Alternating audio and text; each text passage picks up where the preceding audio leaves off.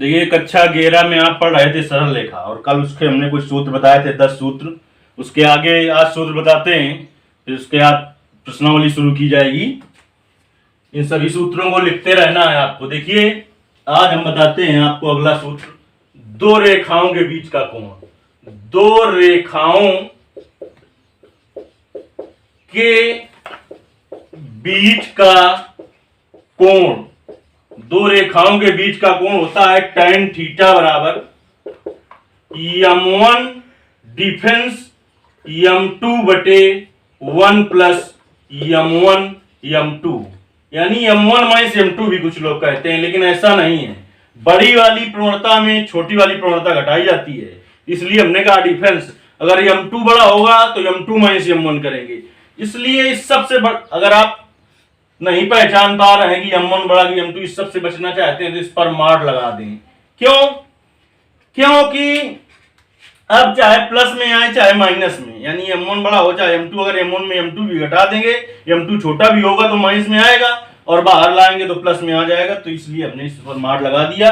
जहां पर m1 पहली रेखा की प्रवणता है, यहां पर लिखेंगे जहां m1 क्या है, पहली रेखा की प्रवणता।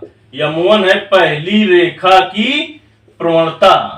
और देखिए m2 क्या है, m2 है दूसरी रेखा की प्रवणता, दूसरी रेखा की प्रवणता। और कल प्रवणता ज्ञात करने का सूत्र बताया था रेखा की प्रवणता, m बराबर माइनस x का गुणांक बटे y का गुणांक।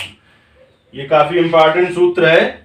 चलिए अब हम बात करते हैं दो रेखाओं के समांतर होने का प्रतिबंध।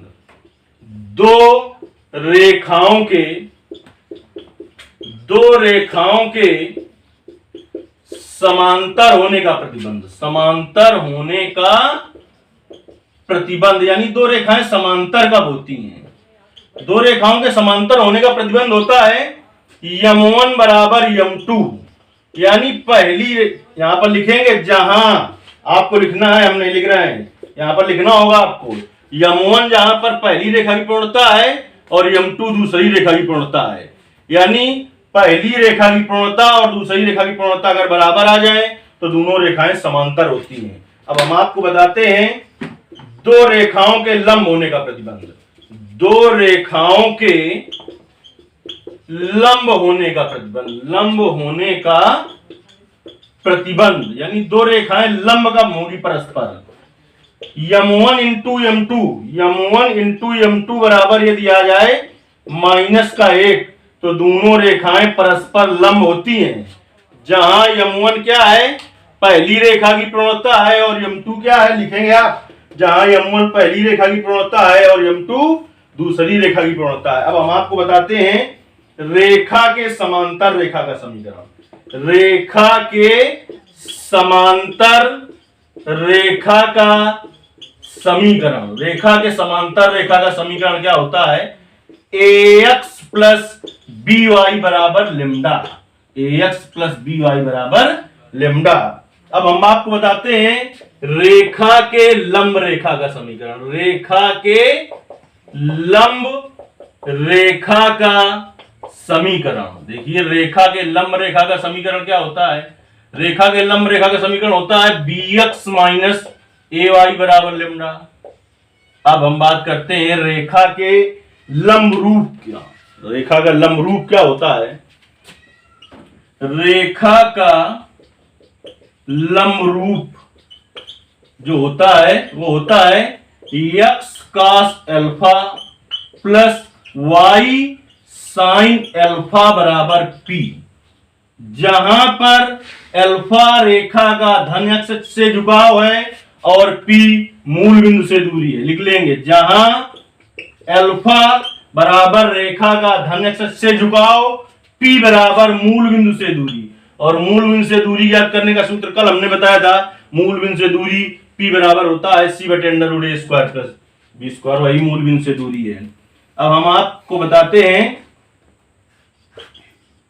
दो समांतर रेखाओं के बीच की दूरी, दो समांतर रेखाओं के बीच की दूरी, दो समांतर रेखाओं के बीच की दूरी, दो समांतर रेखाओं के बीच की दूरी d या p बराबर होता है p1 माइनस p2, जहां P1 पहली रेखा की मूल बिंदु से दूरी है, लिखेंगे जहां P1 पहली रेखा से मूल बिंदु की दूरी है, और P2 बराबर लिखेंगे दूसरी रेखा से मूल बिंदु की दूरी। दो समांतर रेखाएं होंगी तो पहली रेखा की मूल बिंदु से दूरी जो निकालेंगे वो P1 हो जाएगी, और दूसरी रेखा की मूल बिंदु से दूरी जो निकालेंगे वो P2 हो जाएगी, और दो समांतर रेखाओं के बीच की दूरी D बराबर हो जाएगी P1 माइनस P2। अब हम बात करते हैं यक्ष अक्ष का समीकरण क्या होता है। देखिए यक्ष अक्ष का समीकरण बताते हैं आपको क्या होता है। यक्ष अक्ष का समीकरण होता है y बराबर 0, और y अक्ष का समीकरण होता है x बराबर 0। देखिए यक्ष अक्ष का समीकरण, यक्ष अक्ष का समीकरण क्या होता है, यक्ष अक्ष का समीकरण होता है y बराबर 0, और y अक्ष का समीकरण क्या होता है, y अक्ष का समीकरण, y अक्ष का समीकरण होता है x बराबर 0। अब रेखा के यक्ष अक्ष के समांतर, यक्ष अक्ष के समांतर रेखा का समीकरण, यक्ष अक्ष के समांतर रेखा का समीकरण, यक्ष अक्ष के समांतर रेखा का समीकरण होता है y बराबर b, और y अक्ष के समांतर रेखा का समीकरण होता है, y अक्ष के समांतर रेखा का समीकरण जो होता है वो होता है बेटा x बराबर a। अभी इसके और भी सूत्र हैं जो कि अगले वीडियो में बताए जाएंगे। इस वीडियो में इतना ही, धन्यवाद।